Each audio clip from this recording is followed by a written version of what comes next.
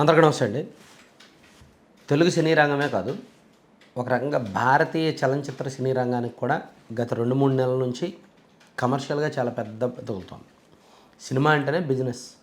రూపాయి పెట్టాలి, రూపాయి 10 పైసలు లాక్కోవాలి. ఆ 10 పైసలు లాభాన్ని నిర్మాతలు, ఫైనాన్షియర్స్ అందరూ తినాలి. ఆ రూపాయి పెట్టినందుకు రెమ్యునరేషన్ రూపంలో అందరికీ ఇవ్వాలి, కార్మికులు అందరూ కూడా. ఆ రూపాయిలో దాదాపుగా ఒక 60 పైసలో 70 పైసలో రెమ్యునరేషన్ రూపంలోనే పోద్ది. హీరో కానీ, డైరెక్టర్ కానీ, వాళ్ళకని వీళ్ళకని ఇస్తారు. సినిమా అంటే అదే ఫక్తు వ్యాపారం. మరి ఫక్తు వ్యాపారంలో ఈ మధ్య బాగా నష్టాలు వస్తున్నాయి. జూన్లో వచ్చిన కన్నప్ప 100 కోట్లకు పైగా భారీ లాస్.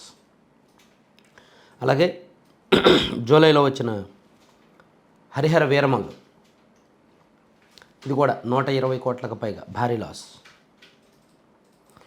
ఈ ప్రస్తుతానికి హరిహర వీరమల్లుకి సంబంధించి అట్లీస్ట్ జిఎస్టీలు పే చేయండి ప్రస్తుతానికని ఆ నిర్మాతల చుట్టూ బయ్యర్లు తిరుగుతున్నారు. ఏరియాల వారీగా ఆ సినిమాను కొన్న బయ్యర్లు అందరూ కూడా హైదరాబాద్ చేరుకున్నారు ప్రస్తుతానికి నిర్మాత దగ్గరికి. మేబీ రేపో ఎల్లుండో పవన్ కళ్యాణ్ గారి దగ్గరికి కూడా వస్తారేమో.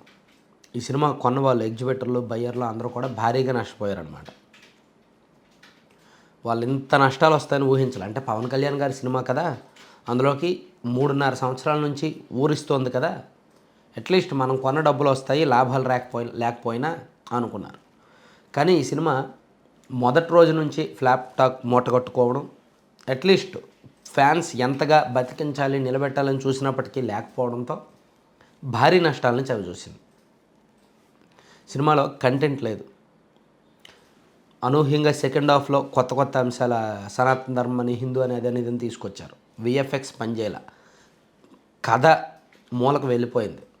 పోనీ పవన్ కళ్యాణ్ గారి స్టామినా, క్రేజు ఏమైనా బతికిస్తుంది అంటే అది కూడా బతికించలేకపోయింది. సో ఈ సినిమా 120 కోట్లకు పైగా లాస్ అనమాట. ప్రస్తుతానికి ఒక పెద్ద కాంట్రవర్సీ ఇంటర్నల్గా జరుగుతోంది. వాళ్ళేమో డబ్బులు అడుగుతున్నారు. రికవరీ సాధారణంగా ఎవరు, అట్లీస్ట్ జిఎస్టీలు ప్లస్ నష్టాలు కొంతైనా భర్తీ చేయండి అంటున్నారు. ఈ సినిమాకు పవన్ కళ్యాణ్ గారు రెమ్యునరేషన్ తీసుకోలేదు. ఆయన సినిమా మీద డౌట్ ఉండో లేకపోతే ఎందుకులే లాభాల్లోకి వచ్చాక మీరు ఇవ్వండి అనో వదిలేశారనమాట. అది అలా ఉంటే జూనియర్ ఎన్టీఆర్ గారు అండ్ హృతిక్ రోషన్ నటించిన వార్ 2 సినిమా, అది కూడా అంత హిట్ టాక్ ఏమీ రాలేదు. యావరేజ్, బిలో యావరేజ్ టాక్ వచ్చింది. ఈ సినిమాకి కూడా భారీ నష్టాలు, వార్నింగ్ ఒక రకంగా. అలాగే కూలీ సినిమా కూడా, ఈ 2 సినిమాలు కూడా ఒక రకంగా ఈ సంవత్సరంలో ఇండియన్ బాక్స్ ఆఫీస్లో హైయెస్ట్ బడ్జెట్ అనుకోవచ్చు. వార్ 2 సినిమా ఏమో సుమారుగా 345 కోట్లు ప్రీ రిలీజ్ బిజినెస్ చేసింది. ఎంత రాబెట్టుకున్నా ఫస్ట్ వీకెండ్లోనే అట్లీస్ట్ ఒక 70% ఫస్ట్ వీకెండ్లో రావాల్సింది 30% వచ్చింది ఫస్ట్ వీకెండ్లో. దాంతో ఇంక రావడం కష్టమే. సో ఈ సినిమా సుమారుగా 150 కోట్లకు పైగా, తక్కువ 150 కోట్లకు పైగా లాస్ పెంచడం అనుకోవచ్చు అంటున్నారు. అలాగే కూలీ సినిమా మొత్తం మీద 305 కోట్లు ప్రీ రిలీజ్ బిజినెస్ చేసింది. ఈ సినిమా ప్రస్తుతానికి ఒక 60% రికవర్ అయినప్పటికీ ఇంకా ఎంత రికవర్ అవుద్ది, ఎక్కడ ఆగుద్ది అనేది చెప్పలేకపోతున్నారు. మ్యాక్సిమం ఇంకో 1 వీక్ రన్ టైం ఉంది. ఇవి థియేటర్లో రన్ టైం ఇంకో 1 వీక్ మాత్రమే ఉంటుంది. ఆ తర్వాత సినిమాలు రిలీజ్ అయిన 10 రోజుల్లోనే చూస్తారు తప్ప 10 రోజులు దాటాక థియేటర్స్ ఆక్యుపెన్సీ తగ్గిపోద్ది, బాగా తగ్గిపోద్ది. ప్రస్తుతానికి 2 సినిమాలకి కూడా థియేటర్స్ ఆక్యుపెన్సీ అరౌండ్ ఒక 30% ఉంది. ఈ టైంకి సినిమా రిలీజ్ అయిన 4 రోజుల తర్వాత థియేటర్స్ ఆక్యుపెన్సీ మోర్ దాన్ 50% ఉంటే బాగుంటుంది. కానీ ఇవి 30% ఉన్నాయి. 100 సీట్లు ఉన్న థియేటర్లో 30 సీట్లు ఫుల్ అవుతున్నాయి. సో ఇక్కడ వార్ 2కి వచ్చేసరికి మొత్తం 2 తెలుగు రాష్ట్రాల్లో 90.5 కోట్లకు కొంటే ఇప్పటి వరకు ఓన్లీ ఒక 40 కోట్లు కలెక్ట్ చేసింది. ఆంధ్ర ఏరియాలో వార్ 2 సినిమాని 36 కోట్లకు కొన్నారు, 17 కోట్లు వచ్చింది నిన్న సాయంత్రానికి. సీడెడ్ ఏరియాలో ఈ సినిమాని 18 కోట్లకు కొంటే 7 కోట్లు మాత్రమే వచ్చింది. నైజాం ఏరియాలో ఈ సినిమాని 36.5 కోట్లకు కొంటే 13 కోట్లు వచ్చిందంట. సో ఇంకా చూడండి, నైజాంలో భారీ లాస్గా ఉంది. ఆంధ్ర అంటే ఎన్టీఆర్ ఫ్యాన్స్ ఎక్కువ కాబట్టి కొంత మోర్ దాన్ 50% వచ్చింది, 50% అరౌండ్ వచ్చింది, కానీ ఇంకా రావాలి. రెస్ట్ ఆఫ్ ఇండియాలో కూడా అంత పరిస్థితి ఏమీ బాగోలేదు. 175 కోట్లు సుమారుగా రెస్ట్ ఆఫ్ ఇండియా బిజినెస్ చేస్తే 95 కోట్లు వచ్చింది. అలాగే వరల్డ్ వైడ్ కూడా 56 కోట్ల బిజినెస్ చేస్తే 28 కోట్లే రికవర్ అయింది. సగం వచ్చింది, ఇంక సగం రావాలి.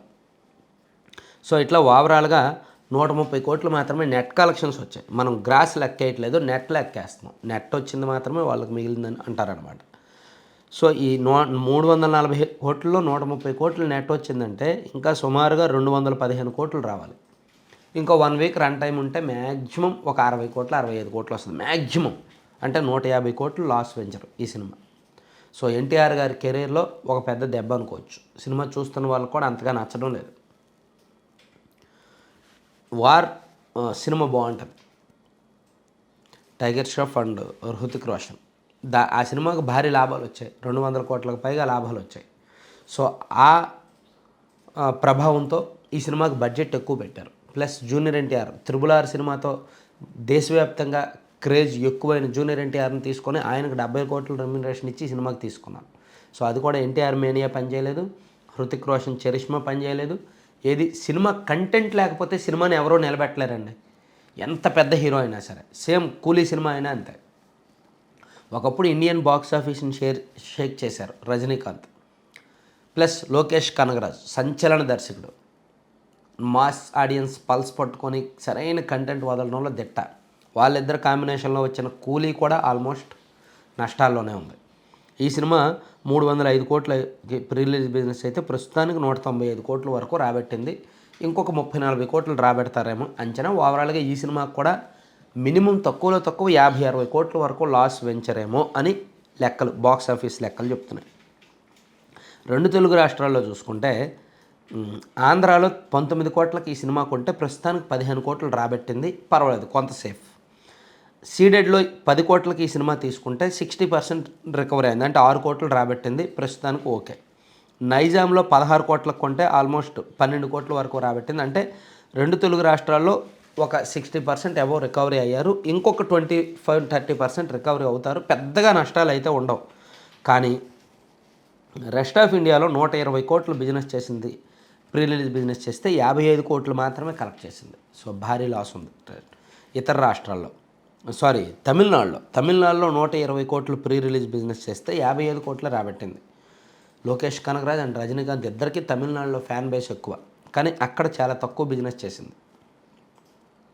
అలాగే రెస్ట్ ఆఫ్ ఇండియాలో కూడా పరిస్థితి బాగోలేదన్నమాట. ఓవర్సీస్లో కూడా 85 కోట్లు బిజినెస్ చేస్తే దగ్గర 50 కోట్లు కూడా రాలా. సో ఓవరాల్గా ఈ సినిమా కూడా మొత్తం పూర్తి రన్ టైం వచ్చేసరికి ఒక 50-60 కోట్లు లాస్ ఏమో అనేది బాక్స్ ఆఫీస్ వర్గాలు అంచనా వేస్తున్నారు. సో ఇక్కడ మనం జాగ్రత్తగా చూసుకుంటే 100-150 కోట్లకు పైగా బడ్జెట్తో తీసిన సినిమాల్లో కన్నప్ప భారీ లాస్. ఆ నష్టాన్ని ఎలా భర్తీ చేశారో ప్రస్తుతానికి కాంట్రవర్సీ లేకుండా చూసుకున్నారు. బయ్యర్లు, ఎగ్జిబిటర్లు మరి ఎలా డీల్ చేశారో, ఎలా సెటిల్ చేశారో తెలియదు. హరిహర వీరమల్లు ప్రస్తుతానికి కాంట్రవర్సీ ఆన్ ట్రాక్లో ఉంది. బయ్యర్లు, ఎగ్జిబిటర్లు అందరూ కూడా హైదరాబాద్ వెళ్ళారు. ప్రొడ్యూసర్తో మంతనాలు జరుగుతున్నాయి, కొంత రికవరీ ఆశిస్తున్నారు. GST అమౌంట్ పే చేయమని అడుగుతున్నారు ప్రస్తుతానికి ఇమీడియట్గా.